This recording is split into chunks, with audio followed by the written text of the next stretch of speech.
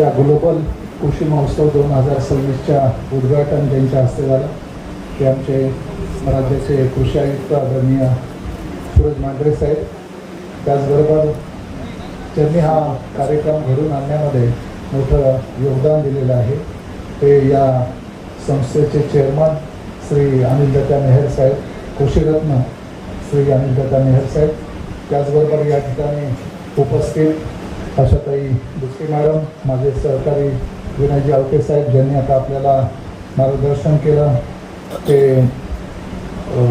शास्त्रज्ञ डॉक्टर शकीर अली सय्यद, या विघ्नहर सहकारी कारखान्याचे चेअरमॅन सत्यशील शेरकर साहेब, त्याचबरोबर खंडागळे साहेब, या संस्थेचे अध्यक्ष आणि आमचे मित्र सुजितजी खैरे, त्याचबरोबर या ठिकाणी ग्रामोन्नती मंडळाचे कार्यवाह रवींद्रजी पारगावकर साहेब, उपस्थित या स्टेजवरील सर्वच मान्यवर, या कार्यक्रमाला उपस्थित असलेले माझ्या कृषी विभागातील सहकारी, उपस्थित शेतकरी बंधू, शास्त्रज्ञ आणि या पंचकृषीतून आलेले सर्व मान्यवर, या ठिकाणी मी प्रथमतः नमन करतो त्या आदरणीय गुरुवर्य सबनीस सरांना, की ज्यांनी दूरदृष्टी ठेवून ज्यावेळेस आपण अत्यंत हलाखीच्या परिस्थितीतून देश, समाज, व्यवस्था जात होतो, तर त्या पिरियडमध्ये त्यांनी एक दूरदृष्टी ठेवून त्या मंडळाची स्थापना केली. या ठिकाणी हे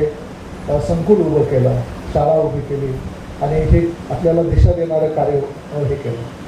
दुसरं खऱ्या अर्थाने मी हे करेल, आभार मानेल त्या आदरणीय अनिलदत्ता मेहर साहेबांना. माझ्या कॉलेज जीवनापासून मी सर या ठिकाणी येतोय, कारण येथील माझे बरेचसे मित्रमंडळी या कॉलेज जीवनात असताना विनयसुद्धा याच तालुक्यातील आहे आणि आम्ही कॉलेजचे एकमेकांचे मित्र आहे, त्यामुळे तेव्हापासून आम्ही येतोय आणि तेव्हापासून तात्यांचं नाव ऐकतोय. ते कृषी पदवीधर आहेत आणि अत्यंत चिकाटीने, तन्मयतेने ही संस्था त्यांनी नावारूपाला आणलेली आहे. दुसरं माझं भाग्य असं आहे की मी या विभागामध्ये उपविभागीय कृषी अधिकारी म्हणून या ठिकाणी आता शिरसाट साहेब काम करत आहेत, त्यांचे जिल्हा अधीक्षक कृषी अधिकारी संजयजी काचोळे आहेत. या ठिकाणी मी काम केलं 2003 ते 5 अशातही. तर त्यावेळेसचा जो काही कामकाज होतं किंवा जी पद्धती होती शेती करण्याची, मगाशी आदरणीय मांढरे सर बोलले की तुम्ही जे शिकवलं ते इथं आहे का, तर निश्चितपणे तेच नाही तर त्याच्या बरंच पुढं गेलं आहे. कारण ज्ञान जे आहे, ज्ञान हे सतत तुम्ही जेवढं शोधाल, अलिबाबाच्या गुहेसारखं आहे, तर तुम्हाला त्याच्यामध्ये वेगळं काही ना काही मिळत जाणार आहे आणि तो सातत्याने प्रयत्न करत राहणं हा खऱ्या अर्थाने मानवाचा गुण आहे. ज्यावेळेस आम्ही उपविभागीय कृषी अधिकारी म्हणून मी काम करत होतो, मला आठवतंय की महिलांचा सहभाग व्हावा शेती म्हणजे कृषी योजनामध्ये, त्यासाठी सर एक खास स्कीम होती, योजना होती, कृषी क्षेत्रात महिलांचा सहभाग. आणि त्या योजनेच्या निमित्तानं आम्ही या ठिकाणी राजगुरुनगरला महिलांना कृषी प्रक्रियेची प्रशिक्षण दिलं आणि आज या ठिकाणी याच कृषी विज्ञान केंद्रातील निवेदिता शेटे ज्यावेळेस त्यांचं पुस्तक प्रकाशित करतात या विषयावर, त्यावेळेस निश्चितपणे मला एक समाधान वाटतं. कारण त्यावेळेस आम्हाला महिलांना बोलवायला सुद्धा फार मोठं जिकिरीचं काम होतं की बाबा तुम्ही या आणि हे कृषी प्रक्रिया तुम्ही करू शकता तुमच्या घरगुती स्वरूपामध्ये. त्यानंतर बऱ्याचशा महिलांनी सुद्धा काही त्याच्यामध्ये उद्योग सुरू केले, याच्यामध्ये प्रक्रियेमध्ये आज बऱ्याच संख्येने या ठिकाणी महिला उपस्थित आहेत. तर त्यामुळं हा परिवर्तन जे आहे ते ज्ञानामध्ये, तंत्रज्ञानामध्ये सातत्याने घडत आहे. मला या निमित्ताने एवढंच सांगायचं आहे की बऱ्याच वेळा आपली भावनिकता जी आहे महाराष्ट्रीयन किंवा भारतीय समाजमानाची, ती आपण एक्स्ट्रीमिस्ट पद्धतीने ठेवतो.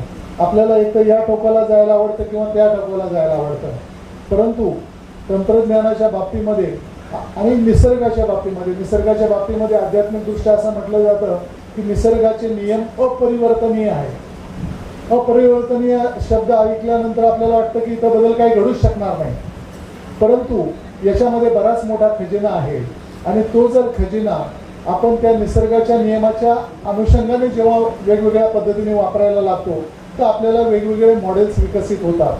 की जसं आता जमिनीच्या सुपीकता, आपण या निसर्गामधूनच रासायनिक खतं शोधली, त्याचा वापर केला, अधिक उत्पादन घेतलं, आणि तेव्हा लक्षात आलं की अरे आपली जमिनीची सुपीकता खालावली.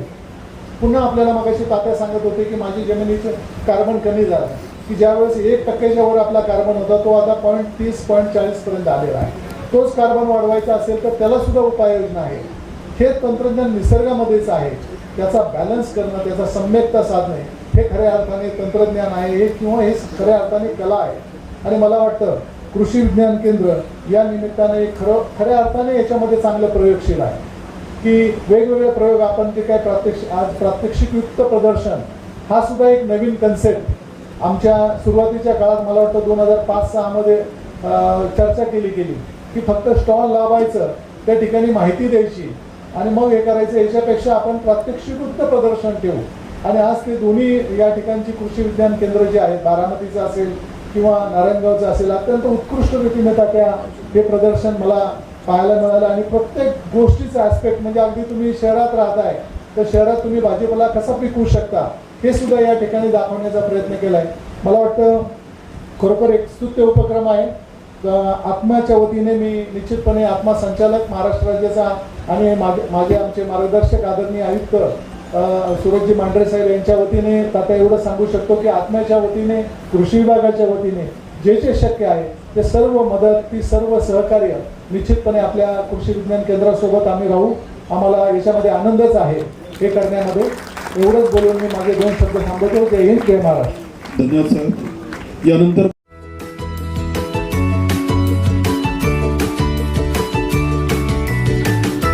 बातम्या शेतीच्या, बातम्या मातीच्या,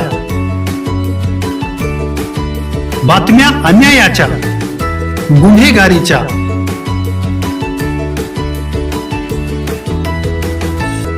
राजकारणाच्या आणि समाजकारणाच्या, शोषणाविरुद्ध बुलंद आवाज, जनसामान्यांच्या हुंकाराची गाज, सत्कार्याला प्रोत्साहन, दुष्कृत्याला अनुशासन, निर्भीड, निस्पृह, सडेतोड, बेधडक आणि रोखटोक म्हणजेच विघ्नहर टाइम्स. शोध बातमीचा, ध्यास सत्याचा. आपलं चॅनल, आपली बातमी. सबस्क्राईब तर कराच, पण बेल आयकॉनवर क्लिक करायलाही विसरू नका.